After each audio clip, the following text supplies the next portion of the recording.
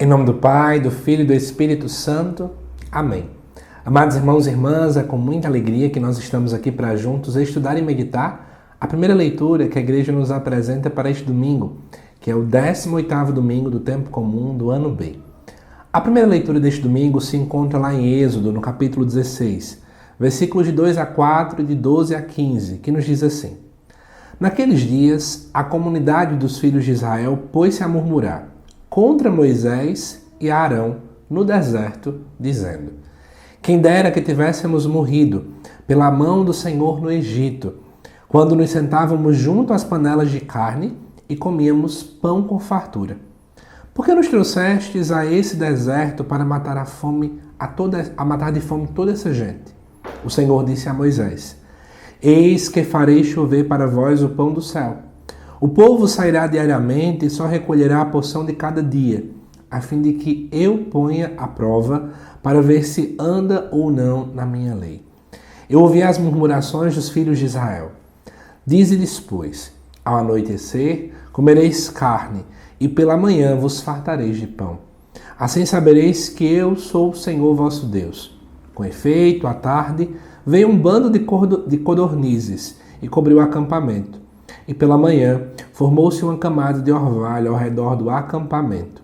Quando se evaporou, o orvalho que caíra apareceu na superfície do deserto, uma coisa miúda, em forma de grãos, fina como a geada sobre a terra. Vendo aquilo, os filhos de Israel disseram entre si: Que é isto? Porque não sabiam o que era. Moisés respondeu-lhes: Isto é o pão que o Senhor vos deu como alimento. Amados irmãos e irmãs, é claro que esse texto aparece aqui porque nós estamos, durante esse mês de agosto, focando aí no Evangelho de João, especialmente no famoso discurso do pão.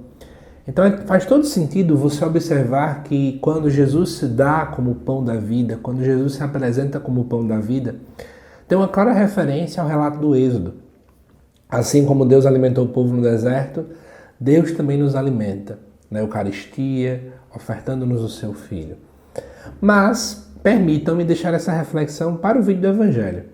Eu quero aproveitar aqui para a gente poder aprofundar o texto de Êxodo em si mesmo, para a gente poder perceber algumas referências, algumas realidades que ele acaba nos apontando. Tudo começa com o fato de que o povo está murmurando, no versículo 2. Diz o texto que eles estão murmurando contra Moisés e contra Arão. E aí eu quero fazer uma reflexão com vocês. No final das contas, eles não estavam murmurando contra eles dois. Isso porque o povo tinha Moisés como representante de Deus na terra. Portanto, para eles, o que Moisés fazia ou deixava de fazer vinha de Deus. Então, no final das contas, eles estavam murmurando, reclamando contra Deus. Mas, segundo o texto, eles descontam a raiva neles. Por quê?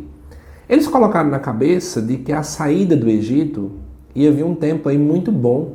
A bonança chegaria, ninguém teria mais dificuldades, ninguém teria mais problemas.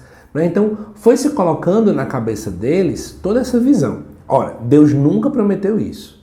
O que Deus prometeu foi que iria os libertar das garras do povo do Egito, os quais fazia daquele povo escravos, né? Não dava alimentação do bom e do melhor para eles, isso é tudo mentira.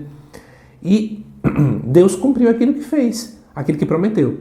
Porém, o povo se frustrou porque começou a projetar na sua cabeça uma outra visão.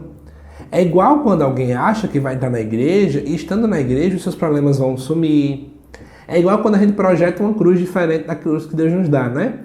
Aí a gente tá lá, sei lá, num momento na catequese, ou num grupo de oração, ou em qualquer lugar. E alguém diz assim: olha, siga Jesus, pega a sua cruz e siga. A gente acha que a cruz vai ser fácil. Aí a cruz é indiferente. A gente se frustra, aí começa a ficar com raiva de Deus. E muitas vezes nós fazemos como o povo fez. Ao invés de ficarmos com raiva de Deus apenas, nós acabamos descontando nos outros a raiva que temos de Deus. Sabe?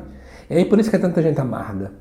Ah, fulano é amargo na pastoral, fulano é amargo no microfone, fulano é amargo na coordenação. Não é porque ele é amargo por vida, é porque ele talvez tenha raiva do que está acontecendo, raiva de Deus, e ele acaba descontando nos outros. Em quem você está descontando suas frustrações? Será que nós estamos também tendo raiva de Deus em alguns momentos? E ao invés de nós podermos dar uma pausa e refletir sobre o que está acontecendo e perceber as coisas boas que Ele fez, a gente se apressa e se rebela. Rebela mesmo. Porque no final das contas, o texto em hebraico diz que o povo se rebelou, tá bom? Aqui está pequenininho as palavras. O povo se rebela contra Deus, se rebela contra Moisés e contra Arão. E aí o que acontece? Diante dessa visão, eles estão passando por um problema tão grande no presente. É um problema tão grande, né, que eles estão sentindo que não tem comida em fartura, estão morrendo de fome, que eles começam a idealizar o passado. Idealização mesmo. Porque eles começam a dizer, olha, a gente tinha panelas de carne, comíamos pão com fartura. Ora, não era bem assim. Era mais fácil ter uma panela de cebola, né? Não eram as coisas assim tão fáceis. E a escravidão que eles passavam, né? E a falta de liberdade que eles também ali acabavam tendo ali dentro. Então coloca uma coisa na sua cabeça. Às vezes a gente passa por um problema tão grande que a gente começa a idealizar o passado. Por quê? Porque nós temos incapacidade de ver algo bom na cruz. Então eu começo a achar que minha vida antiga era melhor. Ai, porque ser santo é difícil. Então eu começo a achar que a vida de pecado era melhor. Ai, porque seguir a Deus é difícil. Então eu acho que antes de vir para a igreja minha vida era melhor. Então é uma idealização. Se nós acabarmos largando tudo e voltando, a gente vai ver que era muito pior. E que a vida com Deus é uma vida boa. Essa é a grande verdade. Mas, no versículo 4, escutando a murmuração do povo, Deus não é rancoroso. Eu sempre acho isso interessante. Olha, abro meu coração para vocês. Eu tenho muito medo de pregações que pregam Deus como um grande vingador, como um rancoroso. Que alguém faz algo contra Deus e parece que Deus vem lá com raiva no coração e tenta rebater tudo aquilo. Não é muito parecido com Deus de Êxodo, não. Por quê? Como é que o livro do Êxodo apresenta Deus? O povo murmura, o povo se rebela, o povo faz um monte de coisa errada. Deus teria todos os argumentos, todos os motivos para agora descer fogo do céu sobre este povo, mas Deus de repente dá ao povo pão. Deus faz descer do céu o maná. Tá vendo? Que Deus tem todos os motivos para ter raiva do povo. Ele teria motivos muito razoáveis aqui. Mas Deus não faz isso. Então, na verdade, Deus ele olha a nossa falta, o nosso pecado, e como diz o salmista, ele não age de acordo com as nossas faltas. Porque até o salmista fala, senão nós iríamos deixar de existir. Nós iríamos subsistir. É assim que o salmista diz. Mas pelo contrário, Deus sempre age de acordo com a sua essência, e sua essência é graça, misericórdia, amor. Então, embora a gente veja o problema acontecendo, mas Deus não age exatamente de acordo com o que a gente mereceria. Porém, tem um detalhe importante. Se você observar bem o texto, Deus diz assim, vocês só poderão recolher a porção de cada dia, para que eu coloque vocês à prova. É interessante saber que o povo estava provando Deus, porque o povo não confia em Deus. Então murmura para ver se ele vai nos escutar, ver se ele vai agir com misericórdia. Só que enquanto o povo queria provar Deus, Deus vem e prova o povo. Mas Lucas, você falou que Deus é bom, por que Deus prova a gente? Na verdade, a aprovação sempre é bom para a gente. Deus já sabe o que a gente consegue. Deus já sabe os nossos limites. Deus já sabe do nosso amanhã. Mas Deus quer nos mostrar até onde a gente consegue chegar. A aprovação sempre ajuda a gente, porque fortalece a nossa fé, fortalece a nossa confiança. Então é preciso ter aqui agora confiança de que amanhã Deus vai dar pão de novo. Então, Deus queria provar o povo, olha, vamos alimentar a fé de vocês? Só pode colher o de hoje, porque amanhã eu vou dar mais. Confiam? É isso que Deus está fazendo. Então, enquanto o povo queria provar Deus, Deus prova o povo. E aí, depois, o povo de novo, o texto acaba não mostrando, mas o povo reclama, porque está comendo a mesma coisa. Mais uma vez o povo reclama de novo, e Deus age com misericórdia novamente, agora dando carne àquele povo. Tá bom? O maná está para a Eucaristia, como a carne está para o sangue, né? Como o vinho. E aí o que acontece? Apresenta-se aqui o texto que um bando de cordonizes aparece aqui, cobre o acampamento, e o povo consegue então colher essa carne. E aí o povo se questiona, Moisés, o que é isso? E Moisés apenas responde, isso é o pão que o Senhor vos deu como alimento. Então aquilo dali é a comida que Deus está dando. Talvez muita gente chegue também e pergunte, o que é aquela coisa branca ali na mão do padre? Né? O que é aquilo que vocês colocam naquele negócio de ouro? No caso, o ostensório. É o pão. É o pão que o Senhor nos deu. É o nosso alimento. É aquilo que nos dá vida.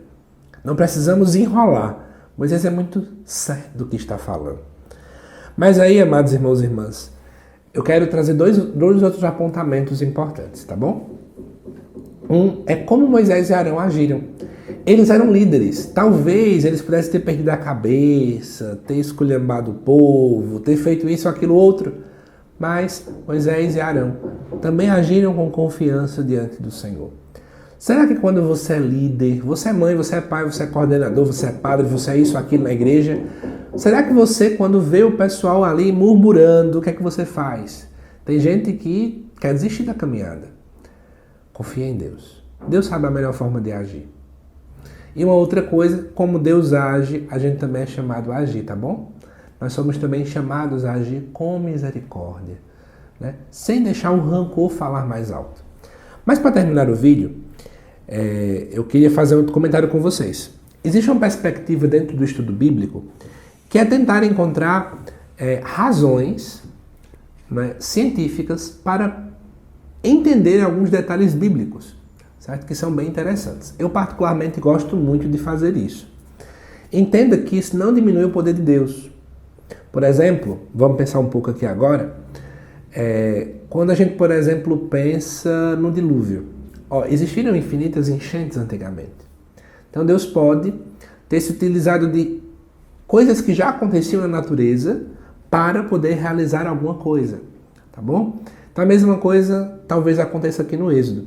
Como entender um determinado maná caindo do céu? Como, por exemplo, entender animais chegando para alimentar o povo? Sobre os chamados codornizes, que são esses pássaros aqui que chegaram, o povo pôde realmente matá-los, né, para poder se alimentar. Existem algumas teorias bem legais sobre isso. Existem alguns pássaros que eles passam por correntes migratórias, né, por causa da questão de temperatura, da estação do ano, que eles migram para determinadas regiões, depois eles retornam e ao retornar muitos deles chegam muito fracos, muito cansados, meio mortos, podemos pensar assim. E aí, é interessante pensar que provavelmente Deus se utilizou de uma realidade que Ele mesmo criou, porque foi Ele que criou os animais, Ele que conduz as estações, para de fato alimentar o povo. Já sobre o maná, existem pesquisas arqueológicas no contexto da teologia bíblica que mostram que provavelmente seria ali questões da polinização.